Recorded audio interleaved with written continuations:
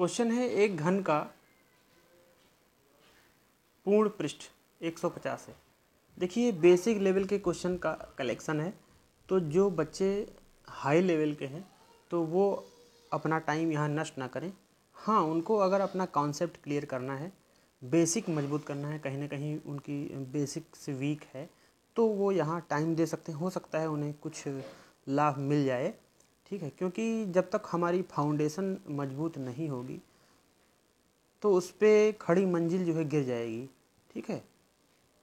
हमारा basic week है तो चाहे जैसा सवाल आए हम उसको समझ लेंगे।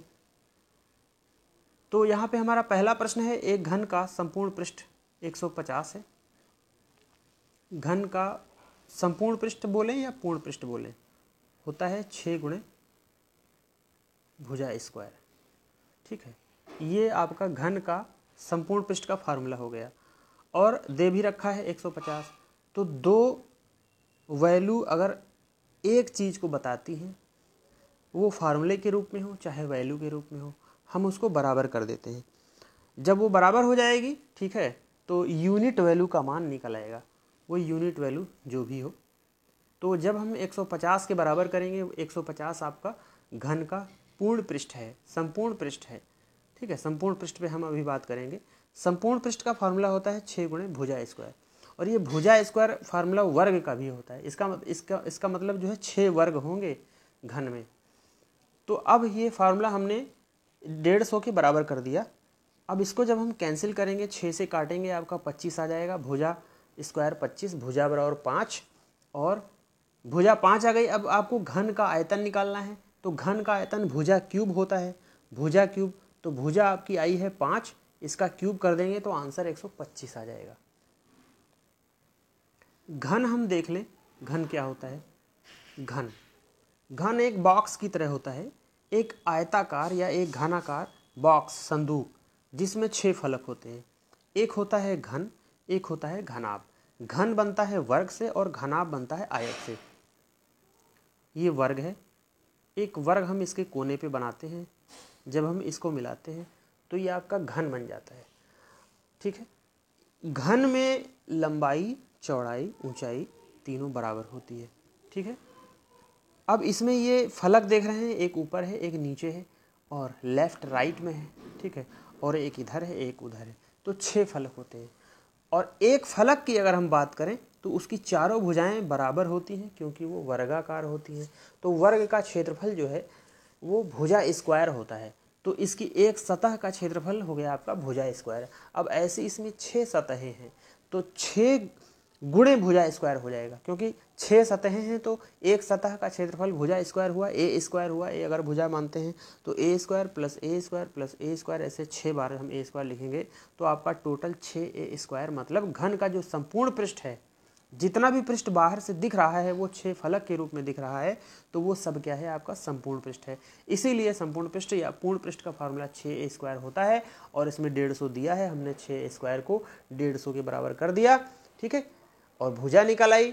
अब घन का आयतन जो है भुजा क्यूब हो गया, क्योंकि इसमें लंबाई, ये आपकी लंबाई है, ठीक है, और ये आपकी चौड़ाई है, और ये आपकी ऊंचाई है। तो लंबाई और चौड़ाई और ऊंचाई तीनों का गुणनफल आयतन होता है। अब लंबाई भी इसमें ए है, चौड़ाई भी इसमें ए है, और ऊंचाई भी इसमें ए है, तो तीनों की गुणा करेंगे तो एक क्यूब बन जाएगा। आयतन जो है घन का एक क्यूब होता है।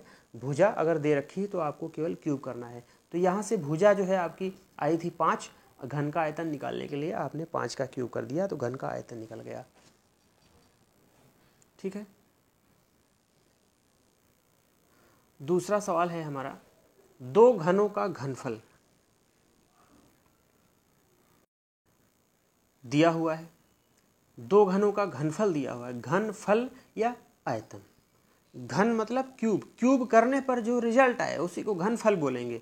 दो घनों का घनफल या घनों के आयतन का जो रेशियो दिया हुआ है, या आयतन का रेशियो है, ठीक है। तो आयतन का रेशियो दिया है तो आपके दिमाग में क्या प्रश्न उठता है। आयतन का रेशियो दिया है दो घनों का, तो दो घनों के आयतन का फार्मूला का रेशियो हम निकालें। जब आयतन का रेशियो दिया हुआ है तो उसके फार्मूले को हम रेशियो में लिखें, ठीक है। और घन का आयतन का फार्मूला आप अभी पढ़ आए हैं, ए क्यूब होता है, क्योंकि घन की सारी भुजाएं बराबर होती हैं तो आयतन ए क्यूब होगा, भुजा क्यूब होगा। तो दो घन हैं तो ए पहले घन का A1 हो गया और दूसरे घन का A2 हो गया, तो A1 क्यूब हो जाएगा पहले घन का आयतन, और इसको भी हम रेशियो में लिखेंगे, दूसरे घन का आयतन A2 अगर मान लें तो A2 क्यूब हो जाएगा, A1 क्यूब अपान A2 क्यूब। ये आपका फार्मूले के अनुसार रेशियो हो गया, और क्वेश्चन में रिजल्ट दिया है 27 और 64, तो हम इसको बराबर कर लें। दो समान चीज़ों को हम बराबर करेंगे, ठीक है, 64 है। अब इसको आप सॉल्व करें, दोनों तरफ घनमूल ले लीजिए, तो A1 बटे A2 बराबर 3/7, 27 का घनमूल 3 और इसका 4, तो A1 बटे A2 बराबर 3/4, मतलब A1 3 और A2 4। A1 और A2 क्या आ गया, दो घनों की भुजाओं का अनुपात आ गया, दो घनों की भुजाओं का अनुपात आ गया, A1 बटे A2 बराबर 3/4, ठीक है। आयतन का रेशियो दिया था, भुजाओं का रेशियो निकल गया। अब पृष्ठीय क्षेत्रफल का अनुपात पूछ रहा है, तो अब हम दोनों घनों के पृष्ठीय क्षेत्रफल को अनुपात के रूप में लिखेंगे। पृष्ठीय क्षेत्रफल अभी आप पढ़ाए हैं 6 गुणे भुजा स्क्वायर होता है, तो पहले का हो जाएगा 6A1 स्क्वायर, रेशियो में लिखेंगे फिर 6A2 स्क्वायर, ये आपको निकालना है इसका अनुपात। तो हम इसमें 6 और 6 काट सकते हैं, जो बचा आपका वो A1 स्क्वायर बटे A2 स्क्वायर बचा। तो A1 अपान A2 कितना है, 3/4, इसका वर्ग कर दीजिए, 3 का वर्ग 9, 4 का वर्ग 16, तो A1 स्क्वायर और A2 स्क्वायर 9/16 आ गया, और आपका 9/16 आंसर हो जाएगा।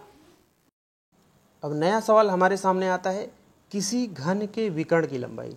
विकर्ण क्या होता है, अगर ये आयत है तो एक कोने से दूसरे कोने को मिलाने वाली जो साइड है वो डायगोनल विकर्ण कहलाती है। घन में विकर्ण कैसा होगा,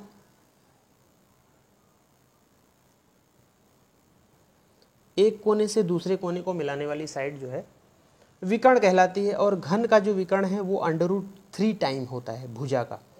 भुजा अगर A है तो A√3 उसका विकर्ण होगा, ठीक है। तो विकर्ण की लंबाई दे रखी है 8√3। मैंने बताया आपको कि कुछ भी दे रखा हो उसके फार्मूले को जाएं पर देखेंगे क्या है फार्मूला।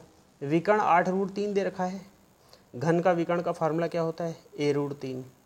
दोनों को हम बराबर कर दें, A√3 बराबर 8√3, √3 कैंसिल हो गया, A बराबर 8 आ गया। अब ये भुजा आ गई, आप इसका पृष्ठीय क्षेत्रफल निकाल सकते हैं। पृष्ठीय क्षेत्रफल आपने पढ़ा ही, घन का पृष्ठीय क्षेत्रफल 6 फलक होते हैं, एक फलक का क्षेत्रफल A स्क्वायर, तो 6 फलक का 6 गुणे भुजा स्क्वायर, पृष्ठीय क्षेत्रफल हो जाएगा 6 गुणे भुजा स्क्वायर, 6 गुणे 8 का स्क्वायर, ठीक है, 64, 6 से गुणा कर दीजिए, 6 चुके 24, 6 छक्के 36, 2 38, तो 384 आपका आंसर आ जाएगा, ठीक है। इस तरह जो भी फैक्ट दिया हो आप उसी फैक्ट का फार्मूला लगा दीजिए और दोनों को बराबर कर दीजिए, तो उससे यूनिट वैल्यू आ जाएगी, ठीक है, साइड की। अगला प्रश्न देखते हैं, एक घन के विकर्ण की लंबाई 6 सेंटीमीटर। एक घन के विकर्ण की लंबाई 6 सेंटीमीटर है। अब यहाँ पे थोड़ा सा जटिल हो गया, घन के विकर्ण की लंबाई, विकर्ण का अब वही करेंगे, विकर्ण की लंबाई दी है तो विकर्ण का फार्मूला क्या होता है, A√3, हम 6 को उसके बराबर कर देंगे। अब हम इसको सॉल्व करें, A√3 बराबर 6, A बराबर 6/√3, ठीक है, √3 जो है इधर अपान में आ जाएगा, ठीक है। A बराबर 6/√3। अब इसमें हम अंश और हर में √3 से गुणा करें, अंश और हर में √3 से गुणा करें, तो A बराबर आपका अंश में 6√3 आ जाएगा, 6√3, बट हर में √3 और √3 की गुणा 3 हो जाएगी। कभी भी समान संख्या में अगर अंडर में है तो अंडर हट जाएगा, ठीक है, क्योंकि अंडर जो है, अंडर को पावर के रूप में 1/2 लिखते हैं, ठीक है, और जब अंडर3 को हम गुणा करेंगे तो 3 और 3 3 का स्क्वायर हो जाएगा, और अंडर जो है वो 1/2 है, 1/2 और 2 कट जाएगा, ठीक है, यही रीज़न है अंडर हटने का। तो आपका a बराबर आ गया 6√3/3, 3 से काट दीजिए 2 आएगा 2√3, a बराबर आपका आ गया 2√3। अब आपकी भुजा आ चुकी है 2√3 जो है आपकी भुजा आ चुकी है। अब कुछ भी आप निकाल सकते हैं, घन का आयतन निकाल सकते हैं। घन का आयतन क्या होता है, भुजा क्यूब होता है, इसका क्यूब कर देना है। 2 का क्यूब 8 हो जाएगा और इसका क्यूब क्या होगा, √3 गुणे √3 गुणे √3। तो पहले √3 और दूसरे √3 की गुणा 3 और आखिरी वाला बच जाएगा। तो 8 3 24√3 आंसर हो गया। ठीक है, पहले हमने घन के विकर्ण को 6 के बराबर किया, फिर हमने भुजा निकाली, भुजा आई 2√3। अब 2√3 का हम क्यूब कर देंगे, क्यूब कर देने पे 2 का क्यूब अलग 8 कर लिया और √3 का क्यूब कर लिया, √3 और √3 और √3, तो √3 3 हो गया, एक बच गया, 8 3 24√3 आंसर हो गया। ठीक है, तो जो बच्चे बिल्कुल मेंसुरेशन अभी नहीं जानते हैं, जिनका बेसिक है, तो वो जो है इसे ध्यान से गौर से देखें, पढ़ें और लगाएं। जब 100 200 500 क्वेश्चन आप लगाएंगे आपका बेसिक मजबूत होगा। ठीक है, और मैं कोशिश करूंगा कि 10 15 20 क्वेश्चन डेली बेसिक के आपके लिए लेके आऊं।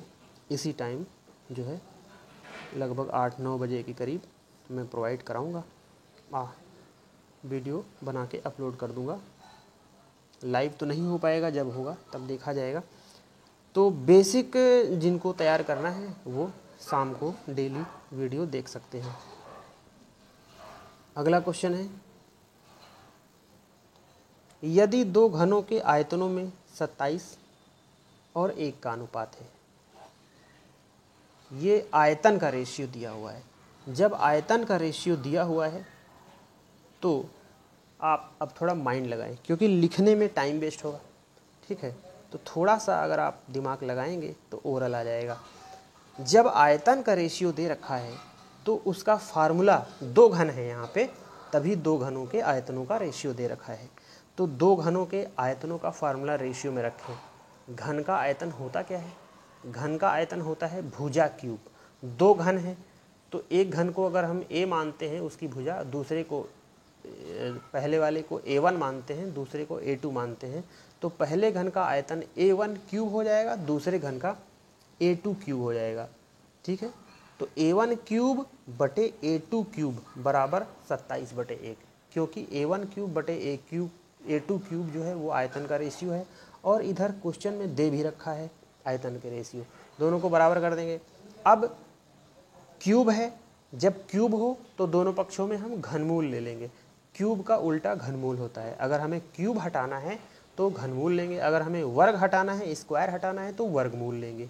ठीक है, क्योंकि तभी a का मान आएगा। जब हम दोनों तरफ घनमूल ले लेंगे तो क्यूब हट जाएगा, a1 क्यूब और a2 क्यूब जो है वो हट जाएगा, तो a1 और a2 बचेगा। राइट साइड में भी आप घनमूल लेंगे, क्योंकि जब कोई भी इक्वेशन होती है तो इक्वेशन में अगर लेफ्ट में जो काम करेंगे वो राइट में भी करेंगे। अगर लेफ्ट में आपने कुछ जोड़ा है तो राइट में भी जोड़ना पड़ेगा, लेफ्ट में कुछ घटाया है तो राइट में भी घटाना पड़ेगा। लेफ्ट में आपने किसी भी अंश में अगर गुणा की है किसी चीज़ से तो राइट में भी अंश से गुणा करना पड़ेगा। अगर आपने भाग दिया है लेफ्ट में तो राइट में भी भाग देना पड़ेगा, लेकिन अंश में तो अंश में, हर में तो हर में। लेफ्ट में अगर आपने वर्गमूल लिया है तो राइट में भी वर्गमूल लेना पड़ेगा, घनमूल लिया है तो राइट में भी आपको घनमूल लेना पड़ेगा, क्योंकि वो इक्वेशन है, एक बैलेंस की तरह है। अगर आपको बैलेंस बराबर रखना है तो बराबर एक्टिविटीज़ करनी पड़ेगी। a1/a2, तो इधर a1 क्यूब अपान a2 क्यूब था। ठीक है, घन के आयतन, 2 घनों के आयतनों के सूत्र का रेशियो था, a1 क्यूब बटे a2 क्यूब था। राइट में 27/1 वो आयतन का रेशियो वो भी है, लेकिन वैल्यू में है। अब हम जब दोनों तरफ घनमूल ले लेंगे तो a1 क्यूब बटे a2 क्यूब हो जाएगा a1/a2। राइट में भी घनमूल, 27 का घनमूल 3 और 1 का घनमूल 1। घनमूल क्या होता है, 3 संख्याएं, एक जैसी 3 संख्याएं जब गुणनफल के रूप में होती हैं उनको हम सिंगल टाइम लिखते हैं तो वो घनमूल होता है। जैसे 27 के फैक्टर करेंगे 3 गुणे 3 गुणे 3, तो इसका जो घनमूल है वो 3 होगा सिंगल टाइम। ठीक है, 1 का 1 होगा। अब ये a1/a2 आपका 3/1 आ गया अनुपात। a1 क्या है, पहले घन के भुजा, और A2 क्या है, दूसरे घन की भुजा। दोनों घनों की भुजाओं का अनुपात 3:1 आ गया, यही पूछ रहा था। देखिए बोर हो जाएंगे वो लोग जो मेंस की तैयारी कर रहे हैं या जो जिनको नॉलेज है, अधिक नॉलेज है, वो यहाँ बोर हो जाएंगे क्योंकि मैं बहुत ही डिस्क्रिप्टिव समझा रहा हूँ। लेकिन जो अभी सीख रहे हैं एसएससी एमटीएस वाले, एसएससी 10+2 वाले या एसएससी जीडी की जो तैयारी कर रहे हैं, या जो अभी रिसेंटली इंटर हाई स्कूल पास करके आए हैं, ठीक है, या जिनका वीक है, वो यहाँ समझ सकते हैं चीज़ों को बेहतर तरीके से, बिल्कुल रिलैक्स होके, ठीक है। तो अपनी सुविधानुसार आप जो है इस वीडियो को देख सकते हैं। अब यहाँ पे दिया हुआ है एक घन का विकर्ण √12 सेंटीमीटर है, तो उसका आयतन बताइए। अब हमें सीधे करना है क्या, विकर्ण दिया है तो विकर्ण का फार्मूला लगाएंगे, आयतन दिया है तो आयतन का फार्मूला लगाएंगे, जो भी दिया हो फैक्ट, ठीक है। क्योंकि अगर भुजा होती तो भुजा का फार्मूला तो है नहीं, जो भी फैक्ट दिया हो उसका फार्मूला लगाइए। अब हमें कुछ नहीं करना, हमें घन का विकर्ण का फार्मूला लगाना है। घन का विकर्ण क्या होता है, भुजा √3। राइट में हम विकर्ण लिख लेंगे, इक्वेशन के फॉर्म में हम बनाने की कोशिश करेंगे हमेशा क्वेश्चन से। तो हमारा इक्वेशन बन गया भुजा √3 बराबर √12, ठीक है। अब लेफ्ट में आप भुजा √3 देख रहे हैं, राइट में जो है √12 है। अब इसको छोटा कैसे किया जाए, √12 को हम लिख सकते हैं 4 × 3, ठीक है।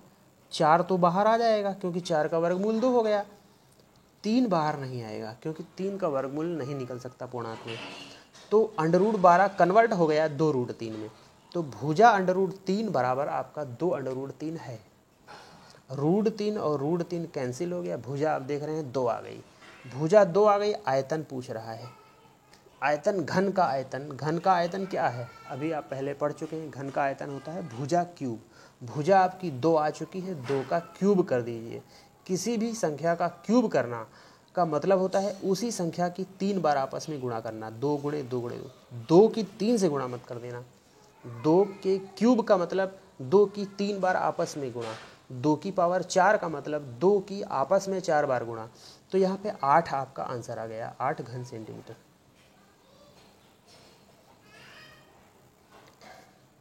अब थोड़ा सा टॉपिक अलग हुआ, समचतुर्भुज आ गया। अब हम जानेंगे कि चतुर्भुज क्या होता है। चतुर्भुज, देखो चतुर मतलब 4 और भुज मतलब भुजाएं, 4 भुजाओं से घिरी आकृति को हम चतुर्भुज कहते हैं। और चतुर्भुज कई प्रकार के होते हैं, इसको हम विस्तृत रूप से आगे समझेंगे। लेकिन अभी हम यहाँ पे रोम्बस, जिस इंग्लिश में समचतुर्भुज को रोम्बस बोलते हैं, तो समचतुर्भुज के बारे में जानेंगे। समचतुर्भुज जो है ये आपका वर्ग है, ठीक है। ये आपका वर्ग है, सॉरी वर्ग गलत बन गया, वर्ग का ही एक रूप होता है। वर्ग आप पढ़े हैं, वर्ग क्या होता है, ये वर्ग है। वर्ग की चारों भुजाएं बराबर होती हैं और ये अंदर के चारों कोण 90 होते हैं, ठीक है। लेकिन समचतुर्भुज इससे मिलता जुलता होता है, उसकी भी चारों भुजाएं बराबर होती हैं, लेकिन जो अंदर वाले कोण होते हैं ना वो 90 नहीं होते, ठीक है। ये चारों भुजाएं इसकी बराबर हैं, वर्ग की भी चारों भुजाएं बराबर होती हैं। परिमाप समझते हैं क्या है, परि मतलब चारों ओर, माप मतलब मेजरमेंट, चारों ओर की जो टोटल दूरी है उसको हम परिमाप बोलते हैं। तो वर्ग का परिमाप का फार्मूला भी एक होगा, क्योंकि चारों तरफ की दूरी क्या हो जाएगी, ये अगर a मान लें ये, तो ये भी a होगी, ये भी a होगी, ये भी a होगी, ठीक है, क्योंकि चारों भुजाएं वर्ग की बराबर होती हैं। तो 4 बार जोड़ देंगे a + a + a + a, 4a, तो वर्ग का परिमाप का जो फार्मूला है वो 4a आ जाएगा। इसमें भी वही फार्मूला लगेगा 4a, ठीक है। लेकिन वर्ग का जो क्षेत्रफल होता है वो भुजा स्क्वायर होता है, मतलब a का स्क्वायर कर देंगे बस वर्ग का स्क्वायर हो गया, ठीक है। यही 6 फलक बने थे आपके घन में, तो 6 × भुजा स्क्वायर हुआ था, ठीक है। लेकिन समचतुर्भुज में ये फार्मूला नहीं लगेगा a², क्योंकि ये यहाँ पे अंदर के जो कोण हैं इसमें 90 होते हैं और इसमें ये 90 नहीं होते। ये आमने सामने के बराबर भले होते हैं लेकिन ये 90 नहीं होते, ठीक है। अगर ये 90 होते तो इसका भी क्षेत्रफल भुजा स्क्वायर होता।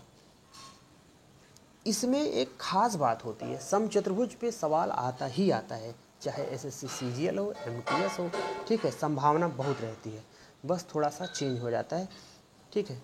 तो यहाँ पे जो मेन पॉइंट है समचतुर्भुज का, इसका जो विकर्ण होता है, इसमें 2 विकर्ण होंगे, क्योंकि 4 कोने हैं, ये 2 विकर्ण होंगे। तो इसमें खास बात यह है कि जब हम विकर्णों को मिलाएंगे तो उससे जो एंगल निर्मित होगा वो 90 होगा। ये यहाँ पे खास पॉइंट है, ठीक है। पहला पॉइंट ये, जब समचतुर्भुज के दोनों विकर्णों को हम मिलाते हैं तो वो 90 पर चारों तरफ, चारों एंगल 90 के होंगे, ठीक है, ठीक है। एक पॉइंट तो ये। दूसरा पॉइंट ये आता है कि वो एक दूसरे को आधा आधा बांटते हैं, मतलब ये अगर 8 है तो ये भी 8 होगा, ये अगर 5 है तो ये भी 5 होगा। दूसरा खास पॉइंट ये है, ठीक है। तो इसी खास पॉइंट के आधार पर आप सवाल को लगाते हैं, क्योंकि जब ये 90 होगा तो ये बन गया समकोण त्रिभुज, ठीक है। तो आपने इन फैक्ट से क्या जाना कि वर्ग और समचतुर्भुज में एक सिमिलरिटी है कि चारों भुजाएं दोनों की बराबर होती हैं, लेकिन वर्ग के अंदर के एंगल 90 होते हैं, समचतुर्भुज के अंदर के एंगल 90 नहीं होते। वर्ग भी एक समचतुर्भुज है, ठीक है। समचतुर्भुज की जो ये भुजाएं हैं, ये वाली भुजा और ये वाली भुजा, ये एक ही दिशा में जा रही हैं, मतलब समांतर हैं। और ये वाली भुजा, ये वाली भुजा, ये भी एक ही दिशा में जा रही है, ये क्या है, समांतर है, ठीक है। और इसके विकर्ण एक दूसरे को 90 पे काटते हैं, ठीक है। वर्ग के भी विकर्ण एक दूसरे को 90 काटेंगे, क्योंकि वर्ग भी एक समचतुर्भुज है। वर्ग एक समचतुर्भुज है, लेकिन समचतुर्भुज एक वर्ग नहीं है, ठीक है। समचतुर्भुज एक वर्ग नहीं है, क्योंकि वर्ग में 90 अंदर के कोण 90 होते हैं, इसमें 90 नहीं है। लेकिन वर्ग एक समचतुर्भुज है, क्योंकि वर्ग में वो सारे गुण हैं जो समचतुर्भुज में है, ठीक है। समचतुर्भुज में वो सारे गुण नहीं हैं जो वर्ग में है। तो अब हम आते हैं अपने सवाल पे। समचतुर्भुज के विकर्ण दिए हुए हैं, छूटा तो नहीं कोई सवाल। ये समचतुर्भुज के विकर्ण दिए हुए हैं 32 और 24। तो सबसे पहले हम फिगर बनाते हैं, फिगर से चीज़ें ज़्यादा क्लियर होती हैं। एक बार अगर क्लियर हो जाए, चित्र बनाना बहुत आवश्यक होता है, ठीक है। चित्र बनाना ये आपका थोड़ा सा, क्योंकि चारों भुजाएं बराबर होती हैं, बराबर नहीं लग रही देखने में, सही से बनाते हैं। फिर से चित्र अगर हम बनाएं तो उससे चीज़ें क्लियर हो जाती हैं, और फिर जब एक बार क्लियर हो जाती हैं तो आप मन में भी फिगर बना सकते हैं। लेकिन जब आप सीख रहे हो कोई चीज़ तो उसमें फिगर को इंक्लूड करना बहुत ज़रूरी है, ठीक है। उससे दिमाग में चीज़ें जल्दी समझ में आती हैं। तो ये आपका रोम्बस है, समचतुर्भुज है, ठीक है। आपको इसके बारे में इतना पता है कि इसकी चारों भुजाएं बराबर होती हैं और इसके डायगोनल एक दूसरे को 90 पर और आधा आधा डिलीवर कर देते हैं, आधा आधा डिस्ट्रीब्यूट कर देते हैं। अब इसमें हमें फैक्ट क्या दिया है? इसमें हमें फैक्ट दिया है इसके विकर्ण 32 और 24 है। तो जो बड़ा वाला विकर्ण है वो 32 होगा, ये विकर्ण बड़ा है, ये 32 है, और ये विकर्ण आपका 24 है। बस इतनी चीज़ दे रखी है। बड़ा वाला विकर्ण 32 है। तो अभी आपने सीखा, सुना कि समचतुर्भुज में विकर्ण जो है एक दूसरे को 90 पे और आधा आधा बांटते हैं। तो बड़ा वाला विकर्ण 32 है, तो ये इतना आपका 16 हो जाएगा, ये आपका 16 हो जाएगा। ये वाली आधी भुजा जो है विकर्ण की जो आधा पार्ट है वो 16 हो जाएगा, क्योंकि आधा होगा ही जब उसको मिडिल पार्ट पे काटते हैं और 90 पे काटते हैं, ठीक है। छोटा विकर्ण जो है ये आपका 24 है, तो फिर ये वाली भुजा कितनी हो जाएगी? 12 हो जाएगी, आधी हो जाएगी ना, ठीक है। अब आपको ये पता चल गया कि ये 16 है क्योंकि पूरा 32 था, ये आपका 24 है तो ये आपका 12 हो जाएगा। अब इस त्रिभुज को आप ले लीजिए, ये आपका राइट एंगल ट्रायंगल है, क्योंकि इसमें ये 90 भी है, क्योंकि ये भी इसमें कंडीशन है कि विकर्ण जो है 90 पे काटते हैं। तो इस समकोण त्रिभुज में आपको ये पता चल गया, हाइट OA पता चल गया, और एक साइड ये पता चल गई जो कि समचतुर्भुज की ना ये पता चल गया, OB 12 पता चल गया और OA 16 पता चल गया, क्योंकि OA जो है बड़े विकर्ण का आधा है और OB जो है छोटे विकर्ण का आधा है। तो जब समकोण त्रिभुज का आपको आधार भी पता चल गया और ऊंचाई भी पता चल गई तो आप कर्ण निकाल सकते हैं। कर्ण निकाल सकते हैं। कर्ण जो है 90 अंश के 90 वाला जो एंगल है उसके सामने की भुजा कर्ण कहलाएगी, हाइपोटेनस कहलाएगी। ठीक है, अब इसमें पाइथागोरस प्रमेय लगाइए। पाइथागोरस प्रमेय ये बोलती है कि किसी भी समकोण त्रिभुज में कर्ण का जो स्क्वायर है, कर्ण का जो वर्ग है, वो आधार के वर्ग और ऊंचाई के वर्ग के टोटल के बराबर होता है। तो ऊंचाई का वर्ग, ये ऊंचाई OA जो है वो 16 आई है, तो 16 का वर्ग 256 प्लस जो आधार है आपका OB वो 12 है, 12 का वर्ग 144। आधार और ऊंचाई के वर्ग का जो टोटल है कितना आया, 6 4 10, 5 4 9 1 10, 2 1 3 1 4, 400 जो है आधार और ऊंचाई के वर्ग का जो टोटल है वो कर्ण के वर्ग के बराबर होगा। ठीक है, 400 आया है, ये AB के वर्ग के बराबर होगा, मतलब AB स्क्वायर बराबर 400, तो AB बराबर 20 आ जाएगा, क्योंकि AB स्क्वायर बराबर 400, तो AB स्क्वायर का वर्गमूल AB हुआ, 400 का वर्गमूल कितना होगा, 20 होगा। AB आपका 20 आ गया। अब ये आपका कैसा चतुर्भुज है, ये आपका समचतुर्भुज है, और समचतुर्भुज का मतलब में चारों भुजाएं बराबर होती हैं। ठीक है, अभी आपने पढ़ा। तो जब एक भुजा इसकी कितनी आई, 20 आई, एक भुजा आपकी 20 आई तो सारी भुजाएं 20 होंगी।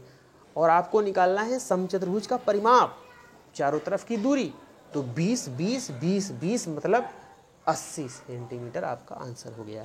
या तो 4 गुणे 20 कर लीजिए सीधे, क्योंकि परिमाप जो है 4 गुणे भुजा हो जाएगा। ठीक है, तो काफ़ी लंबा एक्सप्लेनेशन हो गया, लेकिन हम चाहते हैं कि आपका जो बेसिक है, जड़ जो है आपकी मजबूत हो। ठीक है, इसलिए हमने आपको काफ़ी डीपली समझाया, काफ़ी लंबा एक्सप्लेन कर दिया। यही सवाल था, ये वाला था। ठीक है,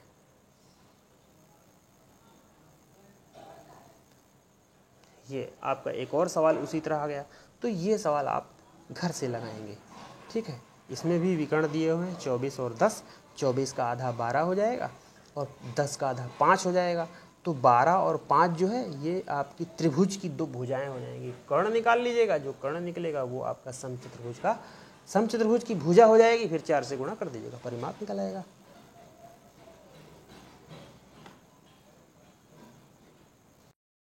बढ़ते हैं अगले सवाल की तरफ। इस सवाल में परिमाप पहले ही दे दिया है, फिगर बनाएं। समचतुर्भुज बना लिया हमने, परिमाप दे रखा है, मतलब चारों तरफ की दूरी का टोटल दे रखा है। ठीक है, तो 4 से डिवाइड कर देंगे, भुजा आ जाएगी। इसको 4 से अगर हम डिवाइड करेंगे तो 4 से डिवाइड करेंगे आपका 25 आ जाएगा। तो चारों तरफ की जो दूरी है वो बराबर है, वो कितनी आ गई, 25 आ गई। ठीक है, या तो आप परिमाप का फार्मूला लगाइए, 4 गुणे भुजा बराबर 25, सॉरी 100, तो भुजा बराबर 100/4, भुजा 25 आ जाएगी आपकी। ठीक है, अब इसमें भुजा आपकी 25 आ चुकी। ठीक है, फिर से हम फिगर बनाते हैं। फिगर जब हम एक ऐसे लेवल पे पहुंच जाएंगे, जब सारे कॉन्सेप्ट क्लियर हो जाएंगे, तो फिर फिगर बनाने की ज़रूरत नहीं पड़ेगी। शुरुआत में हम फिगर थोड़ा सा फिगर सेट करने के लिए दिमाग में बनाना पड़ेगा, इसलिए मैं आपको बना रहा हूँ। ये आपका समचतुर्भुज है। ठीक है, अब इसमें अभी इसकी भुजा कितनी आई, 25 आई, तो 25 हमने लिख लिया। एक विकर्ण 40 दिया है, अब कौन सा दिया ये नहीं पता, कोई भी बना लो। ये विकर्ण 40 है। ठीक है, ये वाला भी हम विकर्ण खींच लेते हैं, कोई दिक्कत नहीं है। तो बड़ा वाला जो विकर्ण है आपका ये 40 है, हम इसको 20 लिख सकते हैं, क्योंकि समचतुर्भुज में विकर्ण एक दूसरे को आधे पे और 90 पे काटते हैं, सब 90 हैं जितने हैं। ठीक है, तो हम इसको 20 लिख सकते हैं, क्योंकि ये मध्य पे काटते हैं, तो ये 20 हो गया। तो आपका ऊंचाई 20 आ गई। आधार आपको नहीं पता, कर्ण आपको पता है 25। कर्ण अभी परिमाप 100 था, आपने 4 से भाग दे के उसकी भुजा निकाल ली, वही भुजा इस त्रिभुज का कर्ण बन गई। ठीक है, कर्ण पता है आपको, ऊंचाई पता है, आप आधार निकाल सकते हैं। ठीक है, आधार निकाल सकते हैं ना।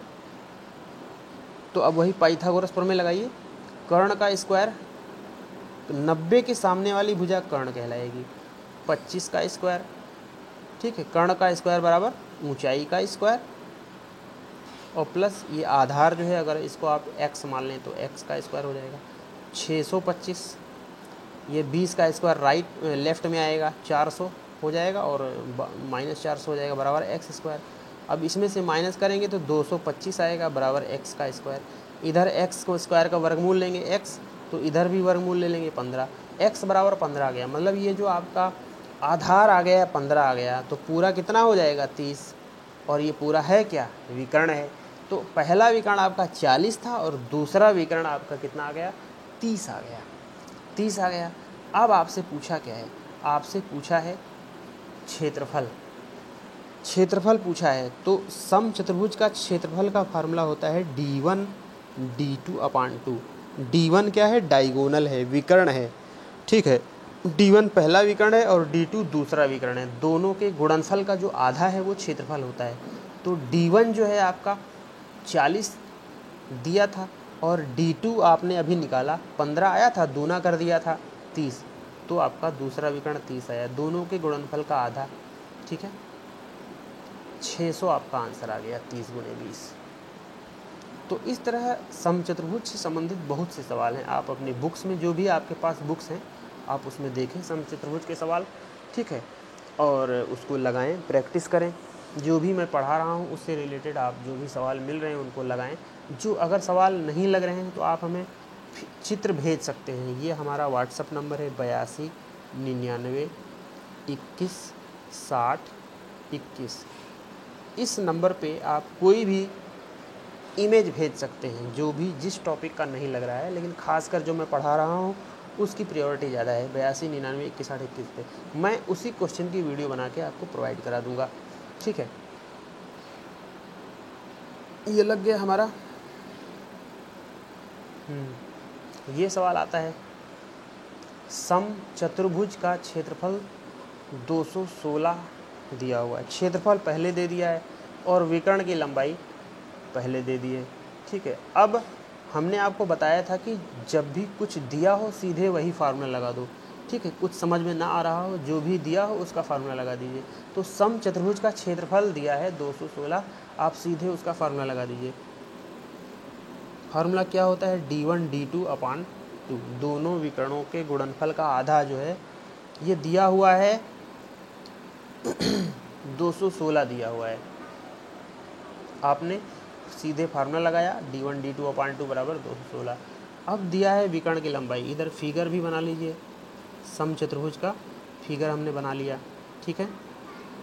अब यहाँ आप देखिए कि ये जो विकर्ण दे रखा है, विकर्ण d1, ठीक है, ये एक विकर्ण दे रखा है। अगर ये हम इसको d1 मान लें तो इस d1 की जगह हम रख सकते हैं 24, यहाँ 24 रख लीजिए d1 की जगह, ठीक है। एक विकर्ण तो दे ही रखा है 24, हमने d1 की जगह 24 रख लिया। अब इसको सॉल्व करें, ठीक है, सॉल्व करें। कट सकता है, 2 से काट दें, 2 से काटेंगे तो 12 आ गया, 12d2 बराबर 216, d2 बराबर आ गया 216/12। तो ये दूसरा विकर्ण आ जाएगा, दूसरा विकर्ण आ जाएगा, ठीक है। 12 से काटिए, 12 एकम 12 और 9 96, 12 8 96। d1 जो है आपका 24 और d2 क्या है आपका आ गया कितना 18, 18 24, 18 24 कैंसिल हो गया, 18 24। d2 जो है आपका 18 आ गया और d1 आपका पहले से दे रखा है 24, ठीक है। अब आप फिगर बनाइए। बड़ा वाला विकर्ण जो है आपका 24 दे रखा है, छोटा वाला विकर्ण आपका 18 दे रखा है। तो बड़े वाले विकर्ण का सीधे आधा कर दीजिए, इसका आधा कर दीजिए तो ये हो जाएगा आपका 12, और ये इसका आधा कर दीजिए तो ये हो जाएगा आपका 9, क्योंकि ये विकर्ण है ना 18, तो उसका आधा करेंगे तभी तो 9 होगा, क्योंकि थ्योरम से आपने भी पढ़ा है कि आधा आधा बांटते हैं। तो ऊंचाई हो गई 12 और आधार हो गया 9। कर्ण निकल सकता है ना, कर्ण जो है, कर्ण का जो स्क्वायर है वो बराबर होगा 12 के स्क्वायर के और प्लस 9 के स्क्वायर के। तो 12 का स्क्वायर 144 और 9 का स्क्वायर 81, दोनों को हम जोड़ देंगे तो 4 और 1 5, 8 4 12, 225 आ जाएगा। मतलब कर्ण का जो स्क्वायर है वो दोनों के स्क्वायर के टोटल के बराबर आएगा। तो टोटल आ रहा है 225, कर्ण स्क्वायर बराबर 225। अब दोनों पक्षों में वर्गमूल ले लीजिए। तो 225 किसका वर्ग है? 15 का, और कर्ण स्क्वायर है तो कर्ण हो जाएगा। तो ये आपका 15 आ जाएगा कर्ण, और ये कर्ण जो है आपका ये 15 आया। और यही कर्ण जो है समचतुर्भुज की भुजा है। ठीक है, अब आपसे पूछ रहा है परिमाप। तो एक भुजा 15 है तो सारी 15 होंगी। तो 15 दूना 30, 3 45, चौके 60, 15 15 15, 60 जो है आपका आंसर आ गया। 60 आपका आंसर आ गया। अब यहाँ पे रेक्टेंगल आ गया। ठीक है, अब हमारा सवाल आ गया है आयत से। ठीक है, थोड़ा आयत के बारे में हम जानकारी लेते हैं। आयत इसको कहते हैं, ये आयत है आपका। आयत की आमने सामने की भुजाएं बराबर होती हैं। अगर ये 10 है तो ये 10 होगा, ये 5 है तो ये 5 होगा। केवल आमने सामने की बराबर होती हैं। ये सारे कोण 90 होते हैं। ठीक है, विकर्ण बराबर होते हैं, 90 पे नहीं काटते हैं। ठीक है, अब आयत के फार्मूले के बारे में हम थोड़ा जानते हैं। ये लंबाई होती है और ये चौड़ाई होती है। ठीक है, अगर आयत का क्षेत्रफल निकालना है, मतलब ये जो जगह है, कितनी जगह है, क्षेत्रफल निकालना है, तो सीधे इन दोनों की मल्टीप्लाई कर दीजिए, LB। ठीक है, अगर आयत का परिमाप निकालना है, अगर ये 10 दे रखा है तो ये भी 10 होगा, अगर ये 5 दे रखा है तो ये भी 5 होगा। अगर आपको आयत का परिमाप निकालना है तो सीधे सीधे जोड़ दीजिए चारों को, 10 10 20 और 5 5 10, 20 10 30 आंसर आ जाएगा। दूसरे तरह से निकालें, फार्मूले से अगर निकालें, तो अगर ये आयत है आपका तो ये लंबाई है, ये भी लंबाई ही है, चौड़ाई ही, ये भी चौड़ाई है। अब ज़रा सबको जोड़िए, L और L जोड़िए और B और प्लस B जोड़िए, तो ये 2L हो जाएगा और ये 2B हो जाएगा। 2 कॉमन हो जाएगा तो L प्लस B बचेगा। तो आयत का परिमाप का फार्मूला 2 गुणे लंबाई प्लस चौड़ाई होता है, जो आप पढ़ रखे हैं। ठीक है, जो आपको अच्छा लगे वो लगा सकते हैं। अब यहाँ पे हम इसको फार्मूले से भी लगाएंगे, थोड़ा अलग तरीके से भी लगा के देखेंगे। इसमें आयताकार प्लाट की भुजाओं का अनुपात दिया है 5 4। ठीक है, और क्षेत्रफल दिया है। क्षेत्रफल का फार्मूला अभी हमने पढ़ रखा है, क्या पढ़ा? LB। LB जो है यहाँ पे LB दे रखा है, लंबाई गुणा चौड़ाई जो है क्षेत्रफल का फार्मूला होता है। LB 500 दे रखा है। ठीक है, और ये आपकी भुजाएं हैं, 5 और 4 के रेशियो में दे रखी हैं। ठीक है, तो अब हमने बताया आपको कि 2 बराबर तथ्यों को एक साथ रखना चाहिए। अब यहाँ पे क्या बराबर तथ्य दिए हैं? क्षेत्रफल दिया है यहाँ पे। ठीक है, वो हमने लिख लिया, लेकिन इससे क्या क्षेत्रफल निकाल सकते हैं? थोड़ा सा हम आपको रेशियो मेथड बताते हैं। 5 जो है ये आपका रेशियो में लंबाई है, और 4 जो है ये रेशियो में चौड़ाई है। ठीक है, अगर 5 और 4 की गुणा कर देंगे तो ये 20 जो है ये आपका एरिया आ जाएगा रेशियो में। ठीक है, अगर हम R से रेशियो बनाएं तो गुणा करेंगे तो 20R²। ठीक है, x मान लें, आप बचपन से x से पढ़ते आए हैं, x मान लें 20x²। ठीक है, यहाँ भी L और B का गुणनफल क्षेत्रफल होता है। ठीक है, तो LB जो है आपका 500 दे रखा है। ठीक है, और इधर आपका 5 जो कि 20R², तो 20R² को इसके बराबर कर दीजिए। जब इस ये बेसिक मेथड ही है, रेशियो मेथड नहीं है। ठीक है, x की जगह हमने R मान लिया। ठीक है, अब जब हम इसको बराबर कर देंगे 20R² बराबर 500, तो R² बराबर हो जाएगा 500/20। 0 0 कट जाएगा, 2 से काटेंगे 25 आ जाएगा। R² बराबर 25, R बराबर 5, क्योंकि वर्गमूल लेंगे दोनों तरफ तो R बराबर 5 हो जाएगा। ठीक है, अब R क्या है? रेशियो है, एक रेशियो की वैल्यू 5 आ गई। अब उसी रेशियो को हम, एक रेशियो की वैल्यू 5 आ गई तो 5 को 5 से गुणा करेंगे तो लंबाई आ जाएगी 25, और 5 की 4 से गुणा करेंगे तो लंबाई आ जाएगी, चौड़ाई आ जाएगी 20। लंबाई और चौड़ाई 25 और 20 से निकल आई। अब आपको परिमाप निकालना है, तो परिमाप का फार्मूला हमने बताया था 2 गुणे लंबाई प्लस चौड़ाई। तो लंबाई 25 है और चौड़ाई आपकी 20 है। 25 और 20 45, दोनों जोड़ के 45 आ जाएगा। बाहर 2 लगा है, दूना कर दीजिए, 45 दूना 90, 90 आपका आंसर आ जाएगा। हो सकता है आपको ना समझ में आया हो। मैं फिर से एक्सप्लेन कर देता हूँ बेसिक तरीके से, ठीक है। बचपन से जो हम पढ़ते आए हैं उस तरीके से हम लगाते हैं। लंबाई और चौड़ाई का रेशियो दे रखा है, तो लंबाई हम मान लेते हैं 5x है, चौड़ाई मान लेते हैं 4x है, ठीक है। 5x और 4x, ठीक है। अब हम पढ़ते आए हैं, क्षेत्रफल दिया है 500, तो क्षेत्रफल का फार्मूला होता है लंबाई गुणा चौड़ाई। तो लंबाई है 5x, चौड़ाई है 4x, दोनों की गुणा क्षेत्रफल हो गया, और क्षेत्रफल दिया भी है 500। अब इसको सॉल्व कर लेंगे तो 20x² बराबर 500 आ गया भाई, ठीक है। 20x² बराबर 500, ये 0 0 कट गया, x² बराबर 50/2, ठीक है। 25, x बराबर 5 आ जाएगा। अब ये x का मान निकला, लंबाई थी 5x, तो ये x का मान इसमें रख दिए, 5 5 25, और ये चौड़ाई थी 4x, x का मान इसमें रख दिए, 4 5 20, 25 लंबाई आ गई, 20 चौड़ाई आ गई। परिमाप निकालना है, परिमाप का फार्मूला होता है 2 लंबाई प्लस चौड़ाई। तो लंबाई 25, चौड़ाई 20, 25 और 20 45, और ये इनटू में 45 दूना 90 आंसर आ जाएगा, ठीक है। जैसे भी आप लगा पाएँ, ठीक है। अगर आप इसको रेशियो मेथड से लगाते हैं तो आप इस तरह डायरेक्ट लगा सकते हैं। क्षेत्रफल 500 है, क्षेत्रफल होता है लंबाई चौड़ाई का गुणनफल, लंबाई चौड़ाई दी है तो 5 चौके 20, 20 बराबर 500, 20 बराबर 500 अगर, तो 1 बराबर 25, और ये एक रेशियो स्क्वायर बराबर 25 क्योंकि 5 और 4 20 आया ना, गुणा किए, स्क्वायरिकल फॉर्म में आया। 5 चौके 20, 20 बराबर 500, ठीक है। 5 चौके 20, 20 रेशियो स्क्वायर बराबर 500, कैंसिल करेंगे तो r एक रेशियो स्क्वायर बराबर 25, एक रेशियो बराबर 5, ठीक है। फिर 5 की 5 5 25, 5 चौके 20, ठीक है। परिमाप पूछ रहा है तो आप डायरेक्ट भी लगा सकते थे, ठीक है। 5 और 4 9, ठीक है। एक रेशियो की वैल्यू कितनी आई थी, एक रेशियो की वैल्यू कुछ ज़्यादा ही लंबी एक्सप्लेनेशन हो गई, घबराने की बात नहीं। एक रेशियो वैल्यू 5 आई थी।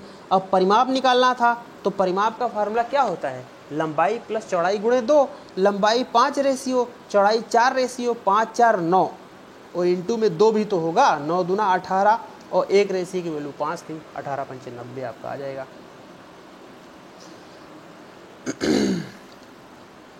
किसी आयताकार मैदान की लंबाई और चौड़ाई 3:2 के अनुपात में है। यदि इसका परिमाप 80 मीटर है तो इसकी चौड़ाई होगी। अब हम इसको थोड़ा रेशियो मेथड से बताते हैं आपको। 80 क्या है, 80 आपका परिमाप है, और परिमाप का फार्मूला क्या होता है, 2 गुणे लंबाई प्लस चौड़ाई।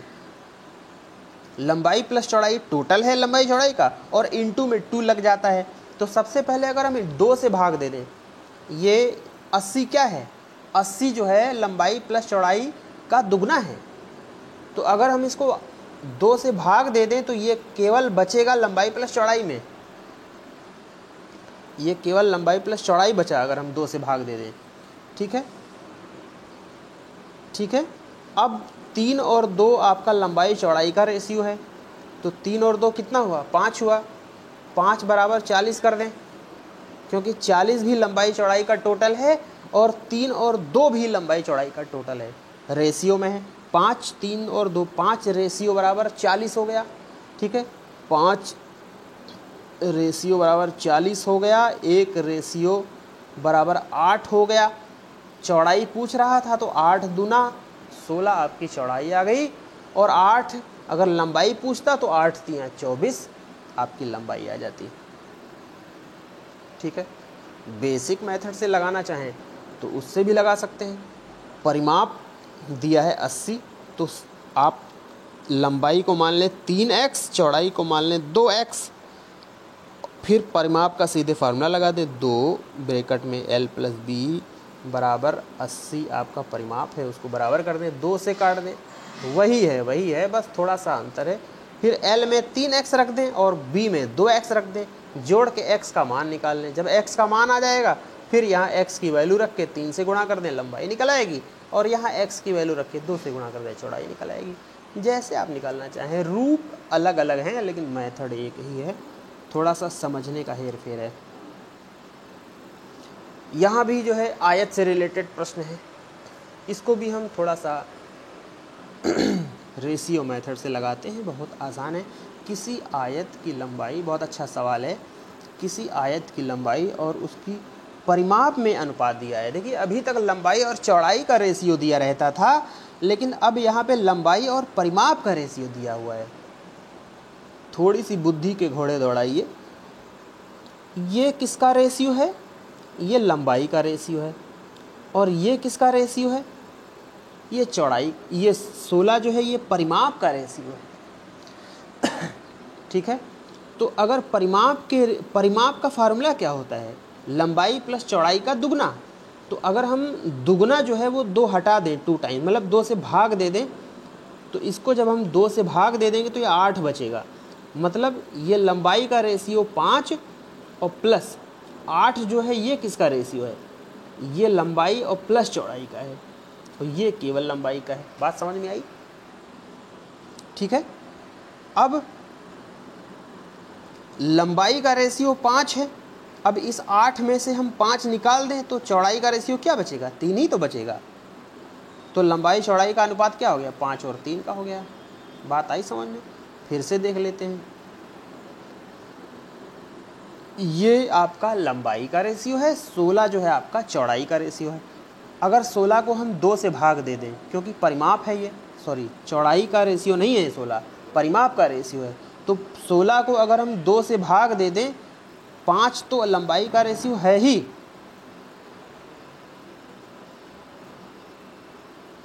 कैंसिल हो भैया। ठीक है चलो, 5 तो लंबाई का रेशियो है ही, ठीक है, लेकिन 16 जो है वो परिमाप का रेशियो है। 2 से भाग देंगे तो ये आएगा 8, तो ये L और प्लस B का रेशियो बचेगा, इंटू 2 गायब हो गया। तो लंबाई का रेशियो 5 और लंबाई प्लस चौड़ाई का रेशियो 8। अब ये जो लंबाई का रेशियो 5 है, इसमें से -5 कर देंगे तो B का रेशियो बचेगा, चौड़ाई का कितना बचेगा? 3। तो लंबाई और चौड़ाई का रेशियो कितना आ जाएगा? 5 और 3 आ जाएगा। ठीक है, बेसिक तरीके से आप लगाइएगा, ठीक है, प्रैक्टिस करिएगा, नहीं लगेगा तो बताएंगे हम। कुछ चीज़ें होमवर्क में भी होनी चाहिए, ठीक है। एक आयताकार प्लाट का परिमाप 48 सेंटीमीटर है। तो अब यहाँ पे परिमाप दिया हुआ है, परिमाप का फार्मूला लगाइए तुरंत, 2L + B बराबर 48। 2 से कैंसिल कर दीजिए, कितना आ जाएगा? 24। तो लंबाई और प्लस चौड़ाई का टोटल कितना आ गया? 24। देखो परिमाप दिया हुआ था, परिमाप का फार्मूला लगाया आपने, और जो दिया हुआ था वो उसके इक्वल में कर दिया, इक्वेशन बना दी। L + B बराबर 48/2, L + B बराबर 24 आ जाएगा। अब L + B 24 आया और क्षेत्रफल 108 दिया है। क्षेत्रफल का फार्मूला क्या होता है? लंबाई गुणे चौड़ाई, या LB बराबर 108 दिया है। अब दूसरी इक्वेशन बन गई LB बराबर 108, और एक इक्वेशन बनी आपकी 24। अब इससे आपको प्लाट के आयाम निकालने हैं। आयाम का मतलब उसकी लंबाई चौड़ाई, विमाएँ निकालनी है। घोड़े दौड़ाइए, लगेगा।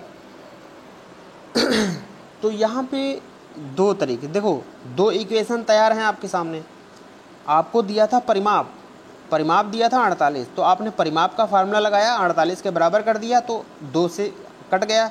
L + B बराबर 24, ये आपका एक इक्वेशन हो गया। दूसरा इक्वेशन क्षेत्रफल दिया था 108, क्षेत्रफल आयत का होता है लंबाई गुणे चौड़ाई, LB बराबर 108। अब ये 2 इक्वेशन आपके सामने हैं। अब आप इसको 2 तरीके से लगा सकते हैं। एक तो अलजेब्रा का फार्मूला लगाइए, लंबा जाएगा, और एक आप दिमाग के घोड़े दौड़ाइए तो उससे छोटा हो जाएगा। अब L और B की, अब पहली इक्वेशन से आपको पता चल रहा है कि L और B को जोड़ेंगे तो 24 आएगा, और दूसरी इक्वेशन से पता चल रहा है कि L और B की गुणा करेंगे तो 108 आएगा। मतलब L और B 2 ऐसी संख्याएं हैं जिनको जोड़ने पे 24 आएगा और गुणा करने पे 108 आएगा। तो अब ऑप्शन से आप मिला सकते हैं।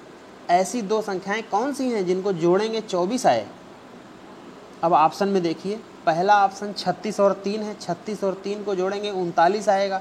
ठीक है, अगर हम 36 को लंबाई मानते हैं और 3 को चौड़ाई मानते हैं तो 36 और 3 39 आ रहा है, लेकिन यहाँ तो 24 दिया हुआ है। ठीक है, तो जोड़ जोड़ के देख लीजिए किस में 24 आ रहा है। 12 9 21 आ रहा है दूसरे में, तीसरे में 27 और 3 30 आ रहा है, चौथे में 18 6 24 आ रहा है। ठीक है, अब दूसरी वाली इक्वेशन में भी आप सेटिस्फाई करवाइए, 18 छके 108 आ रहा है। तो चौथा ऑप्शन की जो दो संख्याएं हैं वो दोनों इक्वेशन में सेटिस्फाई हो रही हैं। ठीक है, 18 6 24 आ रहा है और 18 छके 108 आ रहा है, तो बिल्कुल कन्फर्म एल हो गया 18 और बी हो गया आपका 6, ये विमाएँ हो गई। देखो एक तरीका और था, एल प्लस बी बराबर 24, हम आपको बता दे रहे हैं लंबा तरीका है। एल प्लस बी बराबर कितना आया था, 24 आया था, और एल बी कितना था आपका 108 था। तो एक फार्मूला होता है एल माइनस बी का होल स्क्वायर बराबर एल प्लस बी का होल स्क्वायर माइनस 4LB। इस फार्मूले में जब आप l प्लस बी का मान रखेंगे ये और LB का मान ये रखेंगे, इसको सॉल्व करेंगे तो l माइनस बी का स्क्वायर बराबर कुछ आएगा। फिर वर्गमूल निकालेंगे दोनों पक्षों में तो l माइनस बी बराबर कुछ आएगा। तो l माइनस बी बराबर जो आएगा वो इक्वेशन, और l प्लस बी बराबर 24 जो दिया है वो इक्वेशन, दोनों को सॉल्व करेंगे तब LB आएगा। तो लॉजिक तरीके से आपका सेकेंडों में लग गया, और बाकी ये सूत्र लगाएंगे तो लंबा जाएगा बेसिक स्तर से।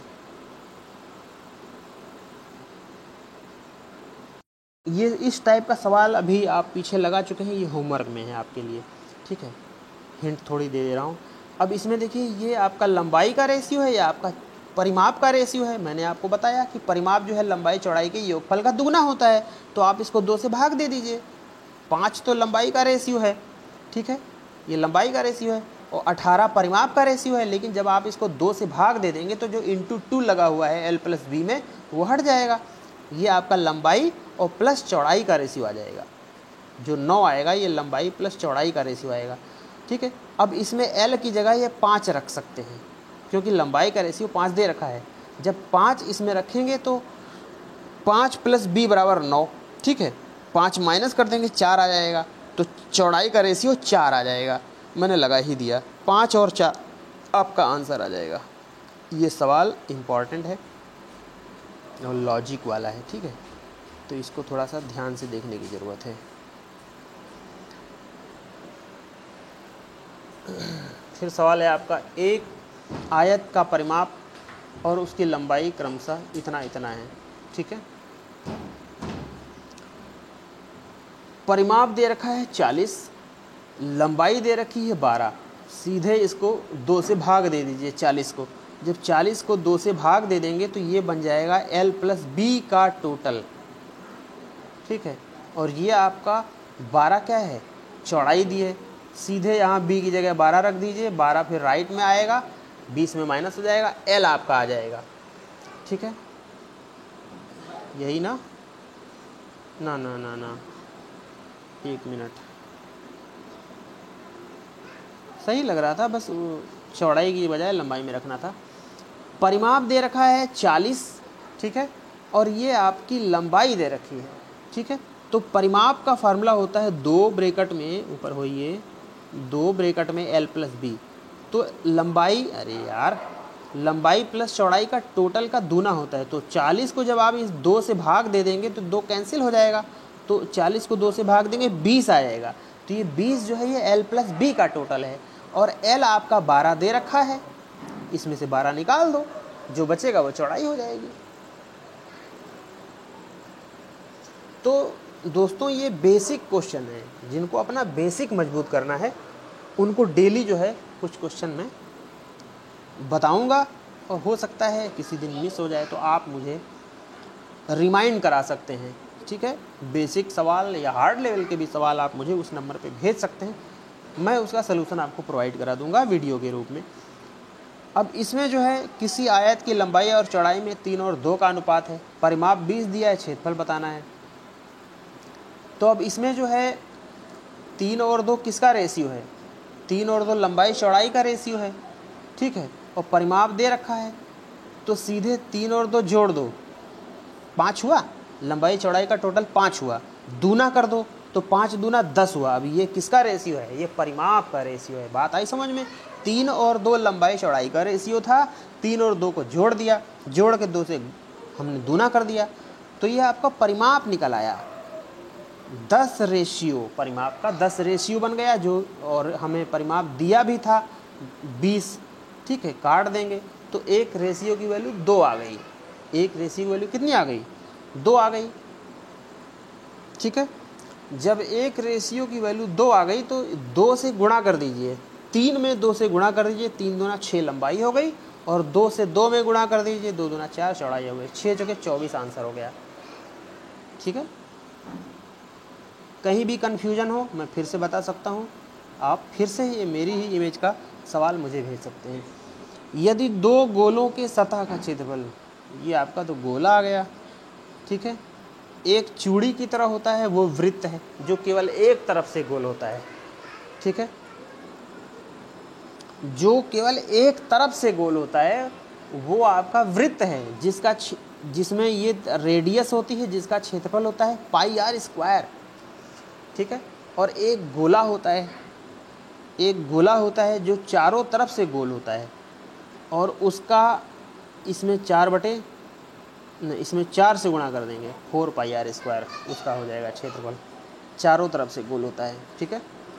तो ये गोला है, स्फीयर है, नॉट सर्कल। तो गोलों की सतह का क्षेत्रफल ये दिया हुआ है, गोले का क्षेत्रफल होता है 4 पाई आर स्क्वायर, ठीक है। 2 गोले हैं तो 4 पाई कांस्टेंट रहेगा, त्रिज्या बदल जाएगी। तो जब ये क्षेत्रफल रेशियो में दिया है तो फार्मूला भी आप रेशियो में लगाइए। पहले गोले का क्षेत्रफल 4 पाई r1 स्क्वायर बटे दूसरे गोले का क्षेत्रफल 4 पाई r2 स्क्वायर, ठीक है, बराबर कर दीजिए 9/16 के। अब इसको कैंसिल कर दीजिए, 4 पाई जब कैंसिल कर देंगे तो r1 स्क्वायर बटे r2 स्क्वायर बराबर 9/16। दोनों पक्षों में वर्गमूल ले लीजिए, क्योंकि मैंने बताया आपको पहले कि इक्वेशन में जो काम लेफ्ट में करेंगे वही राइट में करेंगे, जो काम लेफ्ट में अंश में करेंगे वही राइट के अंश में करेंगे। तो अब वर्गमूल लेंगे तो r1 बटे r2 बराबर 3/4 आ जाएगा, इसका वर्गमूल 3, इसका वर्गमूल 4। त्रिज्या का जो रेशियो है वो 3/4 आ जाएगा, ठीक है, त्रिज्या का रेशियो 3/4 आ जाएगा।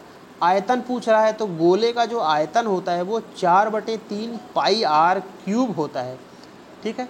तो अनुपात पूछ रहा है तो हम इसको रेशियो में लिखेंगे। पहले गोले का आयतन 4/3 पाई r क्यूब बटे दूसरे गोले का आयतन 4/3 पाई r2 क्यूब, ठीक है। अब ये और ये कट जाएगा, बचेगा r1 क्यूब बटे r2 क्यूब। और r1 बचा क्या आपका? आयतन को ही आपने रेशियो में लिखा, लेकिन काटने के बाद जो बच रहा है वो त्रिज्या के घन का अनुपात बच रहा है।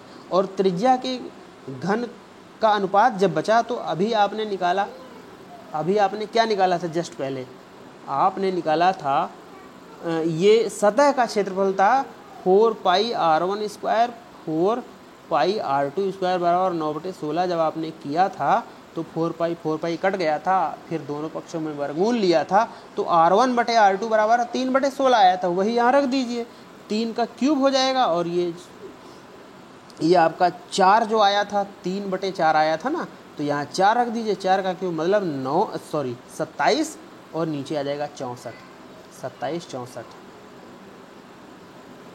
ठीक है, ये आंसर आ जाएगा। प्रैक्टिस करिए, बगैर प्रैक्टिस के कुछ नहीं होने वाला है।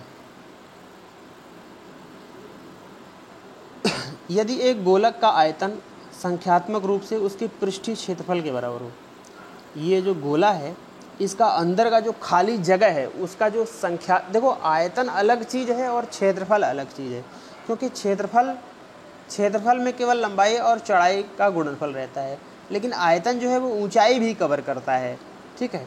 लेकिन यहाँ पे आयतन और क्षेत्रफल को बराबर किया है संख्यात्मक रूप में, ठीक है, फार्मूले के रूप में बराबर नहीं किया जा सकता, बेवकूफ़ी होगी। लेकिन संख्यात्मक इसीलिए बोला है कि यहाँ पर संख्यात्मक मान बराबर हैं, तो संख्यात्मक मान दिए नहीं हैं तो हम फार्मूले को ही बराबर कर लेते हैं, क्योंकि फार्मूले में ही मान रखने पे संख्यात्मक मान आएगा। तो गोले का जो आयतन होता है वो 4/3 पाई r क्यूब होता है, बराबर गोले का जो क्षेत्रफल होता है वो 4 पाई r स्क्वायर होता है। दोनों को जब हमने बराबर कर लिया 4 पाई कैंसिल हो गया, ठीक है। इक्वेशन के फॉर्म में है, लेफ्ट राइट में कट जाएगा अंश अंश में। तो R1 इसमें R के 3 है और इसमें R की पावर 2 है, तो ये कैंसिल हो गया, इधर एक R बचा। तो आपका 4 पाई कैंसिल हो गया था, इधर लेफ्ट में R/3 बचा और इधर ये कोफिशिएंट 1 बचा, गुणांक 1। क्रॉस मल्टीप्लाई कर दीजिए, त्रिज्या आपकी 3 आ जाएगी। कितने सवाल बचे हैं अभी? बहुत हैं। वृत्त आ गया भाई। वृत्त वही सर्कल जो एक तरफ से गोल होता है, बैंगल वगैरह, ठीक है। वृत्त का क्षेत्रफल 144 पाई है, ठीक है। ये वृत्त है। एक वृत्त के किसी बिंदु से चलकर उसी बिंदु पर आने वाली जो दूरी है वो परिधि कहलाएगी, ठीक है। ये केंद्र से लेकर यहाँ तक की दूरी त्रिज्या कहलाती है, रेडियस। और केंद्र से जाने वाली एक पार से दूसरे पार तक जो है वो डायमीटर कहलाती है, वो त्रिज्या की दूनी होती है, ठीक है। और अगर प्रश्न पूछे कि सबसे बड़ी जीवा केंद्र की व्यास होती है, ठीक है, तो ये व्यास है, ये त्रिज्या की दूनी होती है। चलिए सवाल पे आते हैं।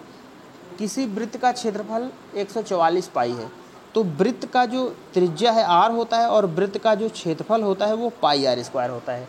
तो वृत्त का जो क्षेत्रफल होता है वो पाई r स्क्वायर दे रखा है और क्वेश्चन में भी दे रखा है, फार्मूले के अनुसार पाई r स्क्वायर होता है और वैल्यू आपकी दे रखी है 144 पाई। दोनों का हम बराबर कर दें।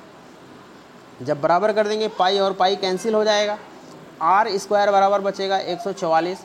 दोनों पक्षों में वर्गमूल ले लीजिए, इधर स्क्वायर गायब, इधर वर्गमूल 144 का 12, वर्गमूल घनमूल रट के रखिए 20 तक, ठीक है। तो r बराबर 12 आ जाएगा। त्रिज्या पूछ रहा है, r रेडियस 12 आ गई आपकी।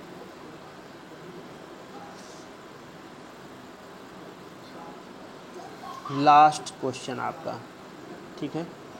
एक वृत्त की परिधि, ठीक है, वृत्त के चारों तरफ की जो दूरी होती है उसको हम फार्मूले के रूप में 2 पाई r लिखते हैं, ठीक है। तो वृत्त की परिधि दे रखी है 30/पाई और सूत्र होता है 2 पाई r। दोनों को बराबर कर दो, ठीक है। 2 पाई r बराबर 30/पाई।